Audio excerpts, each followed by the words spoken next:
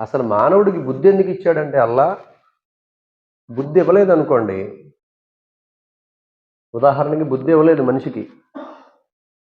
కేవలం మనిషిని పుట్టించి నువ్వు చెడు పనులు చేయకూడదు, మంచి పనులు మాత్రమే చేయాలి అన్నట్టుగా అల్లా మనల్ని అదే విధానంగా పుట్టించేశాడు అనుకోండి. అప్పుడు మన జీవితంకి పరీక్ష అనే మాటే ఉండదు. మీకు అర్థమవట్లేదు అనుకుంటా. ఇప్పుడు మనుషులందరూ మంచి పనులే చేశారనుకోండి, ఇంక పరీక్ష ఏముంది అందులో? అది పరీక్ష. అది ఇప్పుడు బుద్ధి ఇచ్చాడు అల్లా మనిషికి. ఆ బుద్ధి బట్టి మంచి పనులు చేయాలా, చెడు పనులు చేయాలా. ఫఅల్హమహ ఫుజూరహ వతఖ్వాహ. అయితే ఎప్పుడైతే మనిషి బుద్ధి లేకుండా ప్రవర్తిస్తాడో అతడి జీవితం నాశనం అయిపోద్ది. అందులో మొట్టమొదటిది ఏంటంటే, మనిషి తనకిచ్చినటువంటి బుద్ధితో ఏం చేయాలి అంటే, తనను సృష్టించిన సృష్టికర్తను గుర్తించాలి. ఇది ముఖ్యం.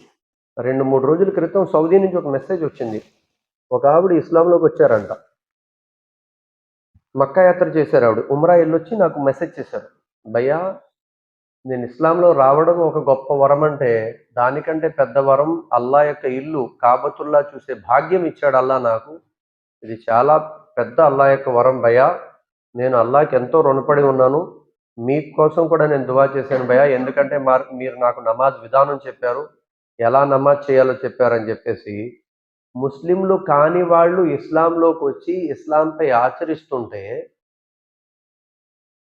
మనం ముస్లిములుగా పుట్టి, ముస్లిములుగా పేరు పెట్టుకొని, ముస్లిములుగా చలామణి అవుతూ, ముస్లిములుగా గర్వపడుతూ, ఆచరణలో మాత్రం శూన్యం. ఏం లేదు. అందుకే సోదరులారా, పెద్దలారా, అల్లా ఇచ్చిన బుద్ధితోటి మనం ముఖ్యంగా మొట్టమొదటి గుర్తించాల్సింది ఏంటంటే, మన సృష్టికర్త ఎవరు? నేను అల్లాని ఒక్కడనే ఆరాధించాలి. ఒక ముస్లింగా పుట్టా, ఒక ముస్లిం యొక్క ఇంట్లో పుట్టా. ఆ ఇంట్లో పుట్టిన తర్వాత నాకు ముస్లింగా పేరు పెట్టారు, ఖత్నా చేయించారు. ఇస్లాం యొక్క పద్ధతిలో మన యొక్క విధి విధానాలన్నీ కూడా నా యొక్క పనులన్నీ పూర్తి చేశారు. పెళ్ళైనా, శుభకార్యమైన, అశుభకార్యమైన అన్నీ కూడా. మరి నేను ఎంతవరకు ముస్లింగా నడుస్తున్నాను? ఇది ఆలోచించాలి. ఈ రోజున దురదృష్టం ఏంటంటే, నలుగురితో నారాయణ గుంపులో గోవింద అన్నట్టు కొద్దిమంది ఎలా అయిపోయారంటే, మసీదులో శుక్రవారం వచ్చేటప్పుడు అస్సలాము అలైకుం, నీకు కాదురా, నువ్వు సలాం చెప్తున్నావు, అబ్దుర్రహీం కూడా సలాం చెప్తున్నాడు, వాలేకుం సలాం అన్నయ్య అని. మామూలుగా జుమ్మాలు అలాగా మనోళ్ళు చాలా గట్టిగా అస్సలాము అలైకుం, అస్సలాము అలైకుం, అస్సలాము అలైకుం. ఈడేసే యాసాలకి మొత్తం ఇస్లాం పరువు తీస్తున్నాడు బయట. అంటే మసీదుకు రావద్దంట్లా. నేనేం చెప్తున్నానంటే, బతికే 4 రోజులు మంచిగా బతికి చచ్చిపో.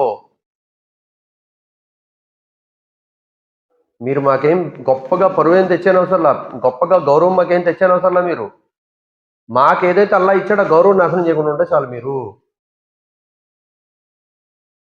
అందుకోసమే మొట్టమొదటిగా ఒక ముస్లింగా మన కర్తవ్యం, మన బాధ్యత ఏంటంటే, మన సృష్టికర్త అయిన అల్లాను మనం తెలుసుకోవాలి. ఒక క్రైస్తవుడు ఉన్నాడు అనుకోండి, బైబిల్ కోసం తెలుసు. అన్నీ తెలియపోయినా మత్తయి సువార్త అండి, లూకా సువార్త అండి, యోహాను సువార్త అండి, ఏదో చెప్తాడు, ఏదో సువార్త చెప్తాడు. ఈ రోజున ఒక ముస్లింని పిలిచి, ఒరే ఖురాన్లో ఉన్న 4 సూరాల పేర్లు చెప్పరా అన్నావు అంతే. 4 పేరు నబీ సాహిబో, ఫకీర్ సాహిబో, గరీబ్ సాహిబో, ఏదో సాహిబో. అతన్ని పిలిచి నిలబెట్టి ఖురాన్లో ఉన్న 4 సూరాలు చెప్పరా నువ్వు అన్నా. సూరాలు కాదు, 4 సూరాల పేర్లు. సూరాల పేర్లు అండి, మరి అండి సూరాలండి, పేర్లండి, కలిమాలండి అని అడుగుతాడు.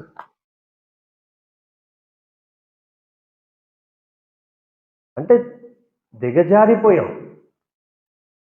ఎంత దుస్థితికి వెళ్ళిపోయామంటే మన పరిస్థితి అలాగ అయిపోయిందంటే, ఇస్లాంని తెలుసుకోవడంలో కానీ, ఇస్లాంని నేర్చుకోవడంలో కానీ, ఇస్లాంని మన భార్య బిడ్డలకి చెప్పడంలో కానీ దిగజారిపోయాం.